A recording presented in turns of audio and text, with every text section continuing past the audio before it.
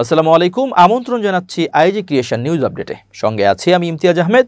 শুরুতেই সংবাদ শিরোনাম। এবার জনতা হাতে নাতে ধরে ফেলল হামলাকারীকে। বিএনপি এখন মুজিববাদদের পাহারাদার বললেন নাহিদ ইসলাম। গাজায় 6 শিশুকে হত্যার পর ভুল স্বীকার করল ইসরায়েলি বাহিনী। গুপ্তচরদের বিরুদ্ধে কঠোর শাস্তির বিধান পাশ করল ইরান। এবার বিস্তারিত। সোহাগ হত্যাকাণ্ডের ঘটনায় দেশ জুড়ে সৃষ্টি হয় তীব্র প্রতিক্রিয়া। জনাকীর্ণ এলাকায় প্রকাশ্যে পাথর নিক্ষেপ করে এক যুবককে হত্যা করলেও কেউ এগিয়ে না আসার বিষয়টি আলোচনার কেন্দ্রে চলে আসে। তবে অপরাধ করলে কেউ ছাড় পাবে না, বিএনপির ভারপ্রাপ্ত চেয়ারম্যান তারেক রহমানের এরকম বক্তব্যের পর জনগণই শুরু করেছে প্রতিরোধ। রবিবার রাত আনুমানিক 8:30 থেকে 9টার দিকে রাজধানীর ওয়ারি হাটখোলা ইলিশিয়াল ভবনের পেছনের গলিতে ঘটে আরেকটি ঘটনা। তবে এবার আর নীরব থাকেনি জনতা ও পুলিশ। প্রত্যক্ষদর্শীরা জানান, রাত 9টার দিকে 17 বছর বয়সী কিশোর সৈয়দ রেদওয়ান মাওলানাকে ঘিরে ধরে মারধর করতে থাকে 6 থেকে 7 জনের একটি দল।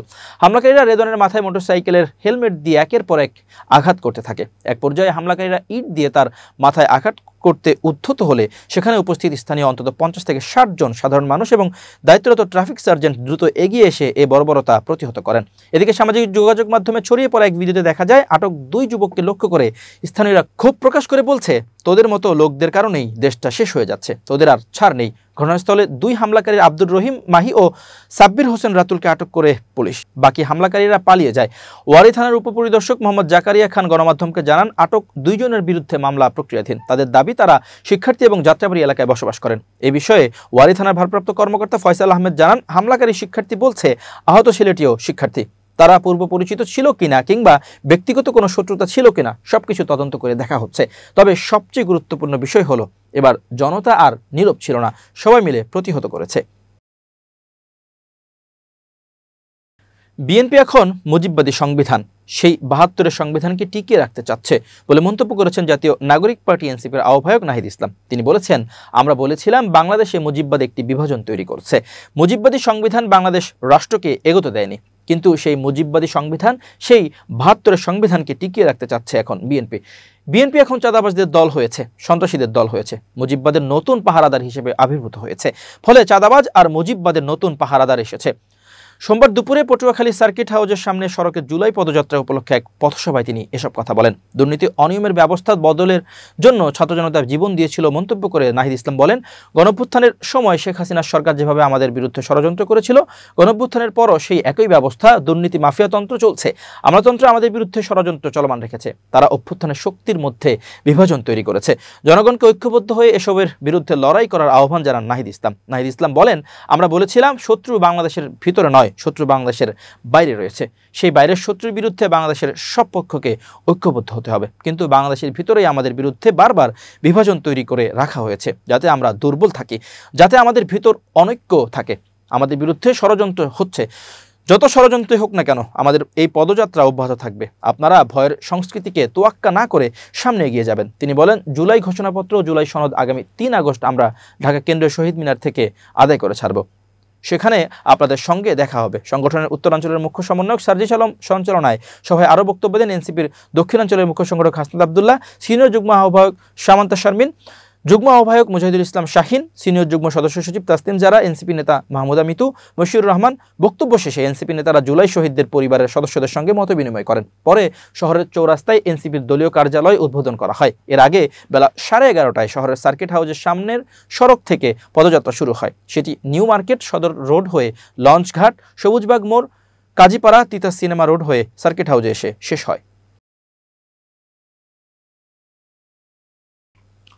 বিএনপির স্থায়ী কমিটির সদস্য মির্জা আব্বাস বলেছেন, পুরান ঢাকার ব্যবসায়ী সোহাগ হত্যাকাণ্ডের ঘটনায় গ্রেফতার মাহিনের ছবি আছে জাতীয় নাগরিক পার্টির নেতাদের সঙ্গে, অথচ এই ঘটনার দায় বিএনপির ঘাড়ে চাপানোর চেষ্টা চলছে।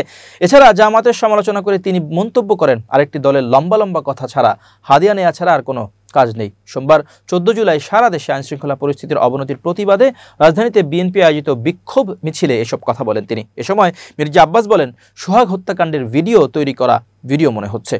এই ভিডিও বানিয়ে দেশবাসীর কাছে তুলে ধরে বিএনপিকে মাথানত করানোর ষড়যন্ত্র করেছে একটি মহল। এনসিপি নেতাদের সঙ্গে ছবি আছে গ্রেপ্তার মাহিনের। তিনি বলেন, বিএনপিকে আওয়ামী লীগের দিকে ঠেলে দেওয়ার চেষ্টা হচ্ছে। যত ষড়যন্ত্র করেন মানুষের মন থেকে বিএনপিকে সরাতে পারবেন না। এত সহজ না। বিএনপির কোথাও যাওয়ার জায়গা নাই। বিএনপির স্থায়ী ঠিকানা বাংলাদেশ। বিএনপির স্থায়ী কমিটির এই সদস্য আরও বলেন, বাংলাদেশ চিলড্রেন্স পার্টির অনেকে এখন জিয়াকে নিয়ে কথা বলেছে। জিয়াউর রহমান তাদের দাদার দাদা। বিভ্রান্ত হওয়ার সুযোগ নেই। বিএনপিকে অযথা কাঠগড়ায় দাঁড় করার চেষ্টা করবেন না। জামাতের সমালোচনা করে তিনি বলেন, এরশাদের আমলে এরশাদের ঘাড়ে, আওয়ামী লীগের আমলে তাদের ঘাড়ে, বিএনপির আমলে বিএনপির ঘাড়ে, এখন বিএনপিকে নিয়ে তাদের মাথা ব্যথা। বিএনপিকে শেষ করতে পারলে তারা একা রাজত্ব করতে পারবে, কিন্তু তাদের এই স্বপ্ন যে অধরা থাকবে তা বুঝতে পারছে না দলটি। গাজায় কেন্দ্রীয় অংশে পানির জার লাইনে দাঁড়ানো অবস্থায় ইসরায়েলি ড্রোন হামলায় অন্তত 10 জন ফিলিস্তিনি নিহত হয়েছে। তাদের মধ্যে 6 জন শিশু রয়েছে। আহত হয়েছে আরও 16 জন, যাদের মধ্যে 7 জন শিশু। রবিবার স্থানীয় সময় আল নুসৈরাত শরণার্থী শিবিরে হামলা হয় বলে জানিয়েছে জরুরি সেবাদানকারী সংস্থাগুলো। চিকিৎসকরা জানিয়েছে নিহতদের মরদেহ আল আউদা হাসপাতালে নেওয়া হয়েছে এবং আহতদের সেখানে চিকিৎসা দেওয়া হচ্ছে।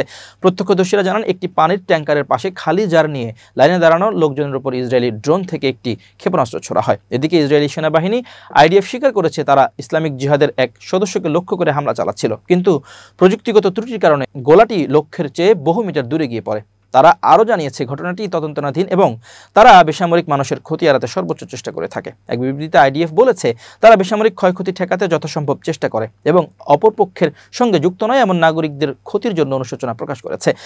বিবিসি ভেরিফাইড হামলার পরের মুহূর্তের একটি ভিডিও যাচাই করেছে। সেখানে দেখা যাচ্ছে শিশুরা আহত অবস্থায় পড়ে আছে।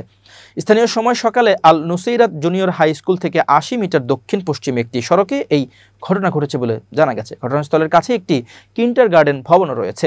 তবে ভিডিও থেকে স্পষ্ট নয় কিভাবে বিস্ফোরণ ঘটেছে, এটি ইসরায়েলি ড্রোনের গোলা ছিল কিনা কিংবা কোন দিক থেকে ছোড়া হয়েছে।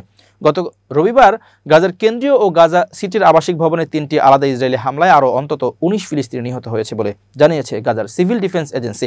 অন্যদিকে আন্তর্জাতিক রেড ক্রস কমিটি জানিয়েছে, গত 6 সপ্তাহে রাফায় তাদের ফিল্ড হাসপাতালে যত বেশি গণহত্যার শিকার রোগী এসেছে তা গত 1 বছরের মোট সংখ্যাকেও ছাড়িয়ে গেছে। শুধু শনিবারই তারা 132 জন আহত রোগী গ্রহণ করেছে, যাদের মধ্যে 31 জন মারা গেছে। ইরানের সংসদে গুপ্তচর বৃত্তির শাস্তি বাড়ানোর জন্য একটি সংশোধনী প্রস্তাব বিপুল ভোটে অনুমোদন করা হয়েছে। বিবিসি বাংলা এক প্রতিবেদনে তথ্য প্রকাশ করেছে। সংশোধিত আইন অনুযায়ী যদি কেউ শত্রু রাষ্ট্র ও গোষ্ঠীর জন্য কোনো গোয়েন্দা ও গুপ্তচর বৃত্তির কার্যকলাপ এবং অপারেশনাল কার্যক্রমে জড়িত বলে প্রমাণিত হয়, তাহলে তার শাস্তি মৃত্যুদণ্ডের পাশাপাশি সম্পত্তিও বাজেয়াপ্ত করা হবে। সুপ্রিম ন্যাশনাল সিকিউরিটি কাউন্সিলকে এই শত্রু রাষ্ট্র ও গোষ্ঠী চিহ্নিত করার কর্তৃপক্ষ এবং মিনিস্ট্রি অব ইন্টেলিজেন্সকে শত্রুদের নেটওয়ার্ক চিহ্নিত করার কর্তৃপক্ষ হিসেবে মনোনীত করা হয়েছে প্রস্তাবের মূল বক্তব্যে। সুপ্রিম জাতীয় নিরাপত্তা পরিষদে যুক্তরাষ্ট্র এবং ইসরায়েল বাদে অন্যান্য শত্রুরাষ্ট্র গোষ্ঠীগুলোকে মনোনীত করার ক্ষমতা রয়েছে। এর আগে যে প্রস্তাবটি ছিল তাতে প্রতিপক্ষ রাষ্ট্র বা গোষ্ঠীর নির্দিষ্ট সংজ্ঞা দেওয়া হয়নি এবং সংসদে ফেরত পাঠানোর জন্য এই অস্পষ্টতাকে কারণ হিসেবে উল্লেখ করেছে ইরানের গার্ডিয়ান কাউন্সিল। সংশোধিত মূল প্রস্তাবের আরেকটি অনুচ্ছেদে জনসাধারণের মধ্যে বিভাজন বা জাতীয় নিরাপত্তার ক্ষতির করার উদ্দেশ্যে শত্রু বা বিদেশি নেটওয়ার্কগুলোতে যারা তথ্য বা ভিডিও পাঠায় তাদের শাস্তি নির্ধারণের বিষয়ে আলোচনা করা হয়েছে। নতুন প্রস্তাব অনুযায়ী এই কর্মকাণ্ডগুলো এখন থেকে অপরাধ হিসেবে গণ্য হবে। একই সাথে এর জন্য কারাদণ্ড এবং সরকারি ও জনসেবা থেকে স্থায়ীভাবে বরখাস্ত করার শাস্তি নির্ধারণ করা হয়েছে। চূড়ান্ত প্রস্তাবে আরও বলা হয়েছে, মৃত্যুদণ্ড ছাড়া অন্য কোনো সাজার বিরুদ্ধে আপিল করা যাবে না, আর সর্বোচ্চ 10 দিনের মধ্যে মৃত্যুদণ্ডের বিরুদ্ধে সুপ্রিম কোর্টে আপিল করা যাবে। প্রিয় দর্শক, শেষ করছি আইজি ক্রিয়েশন নিউজ আপডেট। আজ এ পর্যন্তই। ভিন্ন খবর নিয়ে দেখা হবে আগামীকাল। নিজেকে আপডেট রাখতে সাবস্ক্রাইব করুন চ্যানেলটি। নিয়মিত লাইক, কমেন্ট ও শেয়ার করে ছড়িয়ে দিন সর্বত্র। সুস্থ থাকুন, নিরাপদে থাকুন। আল্লাহ হাফেজ।